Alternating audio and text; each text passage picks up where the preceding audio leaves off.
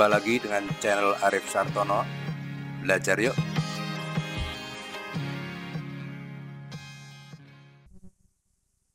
Oke, ini akan ditampilkan percobaan Oersted. Hans Christian Oersted melakukan percobaan tentang medan magnet yang ditimbulkan oleh penghantar konduktor yang dialiri arus.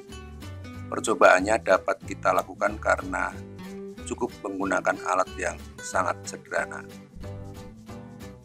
Jadi skema percobaannya seperti ini. Pada gambar A ini sebelum saklar ditutup, sedangkan pada gambar B adalah setelah saklar ditutup.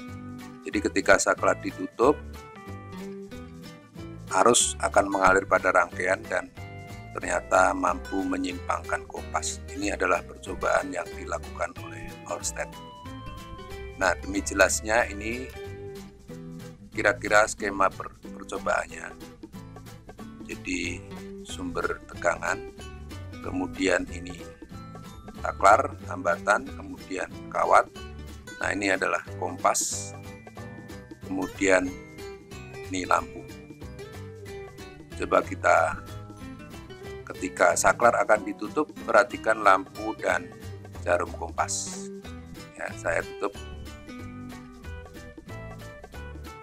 Oke, ternyata lampu menyala ketika ditutup, artinya kawat ini teraliri arus. Kemudian pada kompas juga menyimpang. Ya, di sekitar kawat timbul medan magnetik karena dibuktikan oleh bergeraknya kompas. Nah, arus ini menyebabkan medan magnetik. Nah, medan magnetik inilah yang mempengaruhi kompas sehingga kompas menyimpang. Ya. Nah, arah medan magnetik di sekitar kawat berarus seperti ini, gunakan pedoman tangan kanan untuk memastikan arah medan magnetiknya. Jadi arah ibu jari itu adalah arah arus yang warna biru, sedangkan yang warna pink ini adalah jari-jari keempat kita. Ini yang menunjukkan arah medan magnetik. Itu percobaannya. Nah, kesimpulan dari percobaan Oersted, dalam percobaan telah terjadi bahwa di sekitar kawat penghantar yang teraliri arus listrik terdapat medan magnet yang ditunjukkan oleh menyimpangnya jarum kompas. Kemudian yang kedua, Oersted menyimpulkan bahwa penghantar yang dialiri arus listrik menimbulkan medan magnet di sekitarnya. Arah medan magnetik yang ditimbulkan oleh arus listrik ditentukan oleh arah arus listrik tersebut, yaitu dapat menggunakan pedoman tangan kanan yang digenggam seperti ditunjukkan oleh gambar. Seperti ini ya, ini arah medan magnetiknya, sedangkan ini ada arah arus. Arah arus listrik sesuai dengan arah ibu jari, yang warna biru, sedangkan yang warna merah arah garis-garis gaya medan magnetik sesuai dengan arah keempat jari kita. Oke, medan magnetik di sekitar kawat berarus listrik. Ini adalah peragaan yang lain supaya lebih jelas, ya, disederhanakan. Arah induksi magnetik B, ya, lambangnya B, arah medan magnetik itu. Nanti kita akan menghitung medan magnetik ini juga disebut induksi magnetiknya, lambangnya B. Jadi arah induksi magnetik B searah dengan keempat jari, yang ini. Sedangkan arah arus I searah dengan ibu jari, yang ini.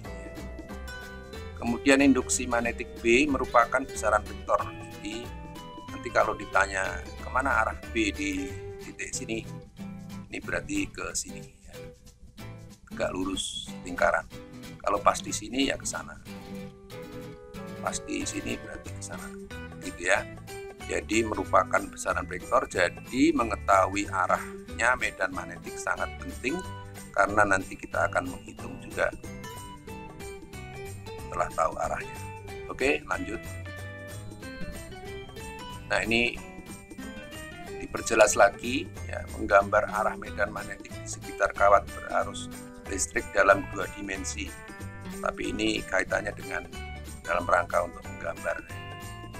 Jadi ketika arah arus listrik I yang warna merah digenggam oleh tangan, berimpit dengan bidang gambar, jadi bidang gambar layar ini.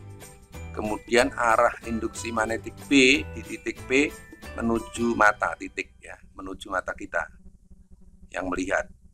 Jadi sesuai dengan ujung jari keempatnya ini ya di sini.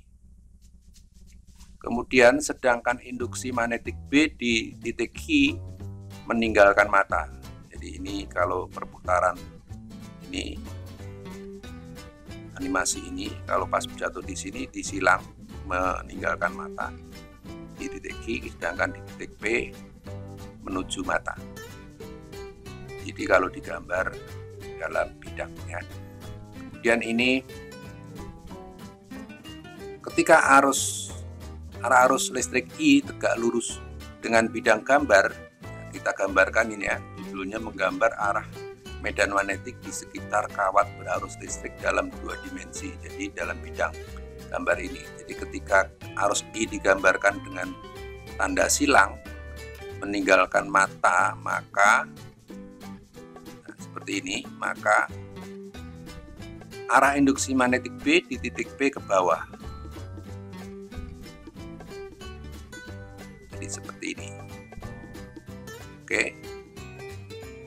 Jadi tangan kita digenggam, lalu jempolnya masuk ke bidang ya, karena silang, maka keempat jari kita akan mengelilingi ke arah sini hingga di titik P, B-nya ke bawah. Sedangkan induksi magnetik B di titik Q ke atas ya, ini titik Q-nya, maka B-nya ke atas. Begitu ya. Oke, kita lanjutkan. Ketika arah arus listrik I tegak lurus dengan bidang digambarkan dengan titik, yaitu menuju mata, maka ya, menuju mata seperti ini, maka arah induksi magnetik B di titik P ke atas ya. Oke, jadi jempolnya diarahkan menuju ke mata kita, maka jari keempat jari kita adalah mengelilinginya seperti ini ya, arahnya ke sana. Titik P berarti ke atas. Sedangkan induksi magnetik B di titik Q ya, titik Q di sini arahnya adalah ke bawah seperti ini. Jelas ya? Oke, dengan demikian nanti kita akan mencari besarnya induksi magnetik B ini, karena permasalahan arah Anda diharapkan sudah paham dengan menggunakan pedoman tangan kanan.